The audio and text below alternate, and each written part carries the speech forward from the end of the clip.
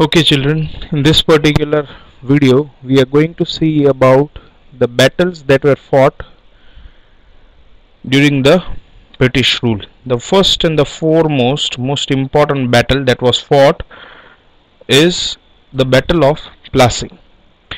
Now let us read. Sirajuddaulah was ruling over Bengal. Now Sirajuddaulah was a Nawab of Bengal at that time.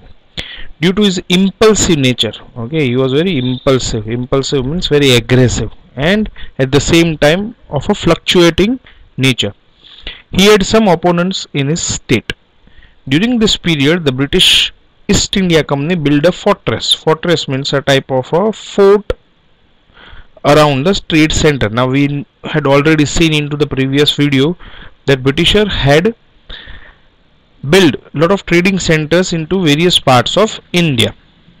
Now they had also built a trading center in Kolkata, and now they were building a fortress. Fortress is, as I told you, a fort around the trade center in Kolkata on the pretext is excuse, bahanu, of security reason. They said that we want to secure our trade centers and that's why we are building a fortress. Now what was the problem? They had not taken the permission. Okay, now Sirajuddaulah was a Nawab. Without taking the permission of Nawab, see, they had not taken the permission of Nawab, and that's why Sirajuddaulah, who was of a very impulsive nature, did not like it. He did not like it. Okay, but Sirajuddaulah destroyed the fortress. What he did? He destroyed this particular fortress. Okay, he said that why you have made the fortress without asking me, and that's why he destroyed it. When the news reached Madras, that is today's Chennai, a small army of company, that is East India Company, led by Robert Clive. Robert Clive was the officer at that time who was leading this company. Now company means a group of soldiers. Company means a small group of soldiers is termed as company. So Robert Clive was the head of this company, and they reached Bengal in order to help the Kolkata trade center. In spite of the army of East India Company being strong, they realized that it was not easy to defeat the Nawab's army. See, now Nawab's army was a very big army at that time. Okay, these people had, East India Company had good arms and ammunitions with them, but the Nawab army was quite bigger. So they restored to treachery. Treachery means a type of cheating, gaddari. A conspiracy was planned in order to defeat Nawab, in which the Nawab's commander-in-chief, remember this name, commander-in-chief Mir Jafar and Seth Amichand were coaxed to join. Okay, what they did? The commander-in-chief of Sirajuddaulah, that is Mir Jafar, was asked by Robert Clive that if he will help Robert Clive in the battle and fight against Sirajuddaulah, then he will be made the next Nawab of Bengal. On the pretext that the Nawab is unnecessarily harassing the people, a war was declared at a ground near village named Plassey. Now Plassey is basically coming from a Bengali word which means Plashi. Plashi is Plashi, which comes from the Bengali word Plashi, which means red flowers. Okay, this is a name of actually a plant and a town there. The Battle of Plassey was fought on 23rd June 1757. See, this is date needs to be remembered. 23rd June 1757. The battle was fought on 24th June 1757. The Battlefield of Plassey is situated 38 kilometers from Murshidabad, today's West Bengal. In Murshidabad in West Bengal there is a place, and it is situated 38 kilometers from there. According to the plan, Mir Jafar lost the battle. See, what did Mir Jafar do? He became inactive into the battle and did not fought the battle as with his 100% powers, and that's why he lost it. Sirajuddaulah was defeated. Due to the Robert Clive's treachery, the battle ended in just half a day. You can just imagine how cunning this Britishers were, and due to that the battle was ended in just half a day. The company as a result got freehold over 24 parangans. 24 parangans is one of the regions there, and as they won this battle, that's why they got this particular area, and they got the right of Diwani. That Diwani right means right to collect the tax. Mir Jafar was made Nawab of Bengal. See, in the return of his honesty towards Britishers, he was made the Nawab of Bengal. Thus, the foundation of the company's rule in Bengal was laid down with the Battle of Plassey in 57. Okay, so you can say that the Britishers entered the ruling or politics of India with the winning of Battle of Plassey in 1757, and that's why you might have seen in the first slide yesterday in the previous video that the British era is from 1757 to 1947. Next is Battle of Buxar. The Britisher made Mir Jafar the Nawab of Bengal. Now we know this, that Mir Jafar was made the Nawab of Bengal, and under different pretexts tried to extract plenty of wealth from him. Okay, as he was a puppet in the hands of the Britishers, so they tried to extract plenty of wealth from him. They tried to got as much money from him as possible and favors from him as possible. Due to their greed to gain more powers, the East India Company managed to dethrone Mir Jafar and made Mir Qasim. Now, but Mir Jafar was also a cunning person and did not like it. Okay, so what they did, they removed Mir Jafar from his post and they made Mir Qasim the Nawab of his Bengal. Now, Mir Qasim, right, was son-in-law of Mir Jafar. Mir Qasim proved to be more ambitious. Now it was a problem for the Britisher because Mir Qasim was more cunning than Mir Jafar. So what they did, see, Mir Qasim proved to be more ambitious than Mir Jafar and thus became a threat to the company. Hence Mir Qasim was removed. So they again removed Mir Qasim and instead of him Mir Jafar was again made the Nawab. Right. So we can see here that the Britishers were so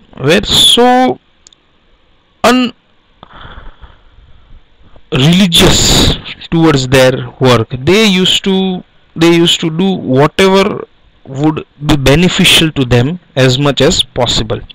Mir Qasim took refuge with Nawab of Awadh. Okay, so what did Mir Qasim? Now Mir Qasim was, as I told you, he was very ambitious fellow and he was not a person who sit quiet. So he took refuge with Nawab of Awadh. He went to Nawab of Awadh, who was his friend. During this time, the Mughal Emperor Shah Alam had come to Awadh. Say, Mughal Emperor Shah Alam had come to Awadh. So they all decided to join hands. So Mir Qasim, Nawab of Awadh, and Shah Alam, all the three combined together to fight against the company, against the Britisher who were getting stronger. And they declared a war at Buxar. The East India Company fought against the United Army on 22nd October 1764. These dates to be remembered. 22nd October 1764, in which the United Army lost, and ultimately the army of Mir Qasim, Nawab of Awadh, and Shah Alam lost. Thus, the company got the Diwani rights, and ultimately they got the Diwani right, that is right to collect revenue of Bengal, Bihar, and Orissa. They got the right to collect the revenue of Bengal, Bihar, and Orissa. Now, after this battle of Buxar and Battle of Plassey, the company started expanding its rule. Okay, so we'll see how they expanded that rule. Let us see. The English government passed the Regulating Act in 1773. Now this needs to be again remembered. They passed the Regulating Act in the year 1773, according to which the Governor of Bengal was made the governor of all the trade and political activities of the company. So the Governor of Bengal was made the Governor General. Okay, were brought under his direct control. The Mumbai, Madras governor and his councillor brought under him. So he became the head of all the governors into India. Thus Warren Hastings became the first Governor General. Needs to be remembered. This needs to be remembered. He became the first Governor General of India. During his tenure, the first Maratha War and second Mysore War with Hyder Ali also took place. The problem for East India Company increased because it had to face both the powerful simultaneously means at the same time. Now company was becoming powerful, but at the same time the other kings also were becoming their enemies, and they were also very powerful. The Marathas here were also very powerful. At the same time, the Hyder Ali was also powerful from Mysore. Cornwallis took over as Governor General after Warren Hastings. Lord Cornwallis became Governor General after Warren Hastings. During the tenure of Cornwallis, the third Maratha War took place with Tipu Sultan. So there was this third the third Mysore War which took place with Tipu Sultan, famously known as Tiger of Mysore. Tipu Sultan was known as Tiger of Mysore. Here you can see the photograph. The company had to join hand with Marathas and Nizam to defeat Tipu Sultan. Now see, what did the company do? How cunning they were. Previously they were fighting war with Marathas, but for their own benefits they are joining hand with the Marathas and the Nizam. Now why they are joining hands with them? So that they can defeat Tipu Sultan. Tipu could not win against combined forces and had to accept a treaty. So ultimately Tipu Sultan lost the battle and he had to accept the treaty. After Cornwallis, Sir John Shore became the Governor General. So after Cornwallis, who became the Governor General? Then Sir John Shore. Due to some rigid policies adopted by him, the East India Company fame decline and Marathas became stronger. Now Sir John Shore adopted some of the policies that were not good for the company, and due to that the richness of the company declined and Marathas became stronger. At that time Marathas were stronger. So Governor General Wellesley, who came after John Shore, got the responsibility of making company supreme in India. So the next Governor General, Lord Wellesley, who came after Sir John Shore, had the responsibility of making the company more powerful into India. For this, Wellesley introduced the subsidiary alliance system. Now this you have already studied, subsidiary alliance system. Now what is subsidiary alliance system? In standard 8 also you had seen. What was it known? It was known as slow poison or sweet poison. The condition of the system and the states adopted under this are as follows. Now this is a very important point, and it is very important for your answer of this ask. First, what are the conditions? Let us see. First, the army trained by East India Company government will be provided to the state to accept the system. Whoever accept the system, a part of army actually, will be kept into that particular state, and that army will be of East India Company. In return, the state accept the system will provide for the army. When any state accept the system, what they have to do? They have to give the cost of the army which is stationed into their kingdom, or give away province with equivalent income, or give away areas to the Britishers so that Britishers can collect tax from that area and incur all the expenses that are done on the army. Third, without the permission of the company, the state will not wage war. See, now without the permission of the company, there will be no war. There will be no war. There will be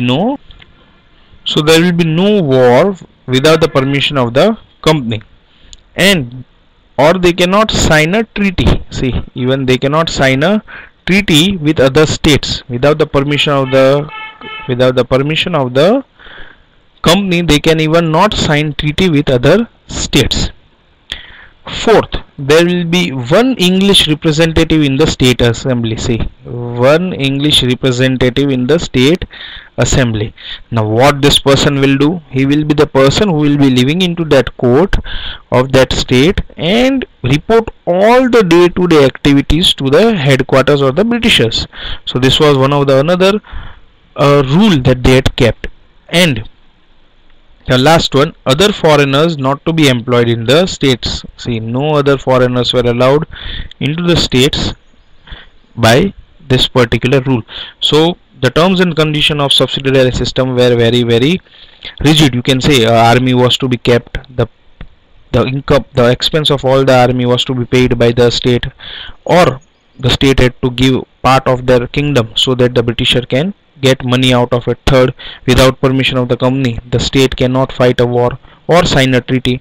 Fourth, one English representative was to be kept into the state assembly. Fifth, no other foreigners were to be employed. Now there were many states. Thought that it is so good that we don't have to use our own army, and instead we can use the British's army, and that's why they accepted. Now who accepted this particular subsidiary alliance system? Then this were that Nizam, the state of Mysore, Awadh, Gaikwad, Scindia, Bhosles and Holkar. These were some of the kings and kingdoms who accepted this subsidiary alliance system. Now you can see this particular photograph. This is a very beautiful photograph. It tells that this person is Wellesley, and he is capturing. What he has done, he has captured all the kings, Indian kings, into a trap, and he is doing it. Now this particular trap is subsidiary alliance system, and by this particular system, this all kings became, you can say, inactive. They thought that the Britishers are protecting us, but in a way the Britishers were actually making the kings dependent, and that's why the subsidiary alliance system is called sweet poison. In the starting you feel that it is so good for you, but at the end of it you understand that it was a trap and it is bad for you. This system was like sweet poison. As I already told you, it was known as sweet poison. By implementing this system, Wellesley annexed, annex means won, many provinces and expanded the rule of British East India Company. So he expanded the rule of British East India Company. Governor General Wellesley asked Tipu Sultan to accept the subsidiary system, which he refused. See, he asked Tipu Sultan that you also accept this system. See, there is no name of the Mysore state into it. Here, until and unless, we'll see to it. For declining the alliance, the company with support Nizam attacked Mysore in 1799. So what they did is Tipu Sultan refused it, so they attacked Mysore in 1799. During the fourth Mysore war, Tipu Sultan lost his life. See, Tipu Sultan was killed, and after that Mysore joined the subsidiary alliance system. After Wellesley, Hastings came to Governor General. Who became the Governor General? Then Hastings became the Governor. He waged a war with Nepal. So he also started fighting with Nepal, and made the Gurkhas to join the army. Gurkhas are the Nepali tribes. They are very famous for their fighting skills. Hastings fought a battle with Pindars and took control over them. He also fought battles with Pindars and fought it. With the Third Maratha War, the Supreme of Company was established. Third Maratha War took place in the year 1818, and the supremacy of the company was established. Company became the most supreme power in India at that time.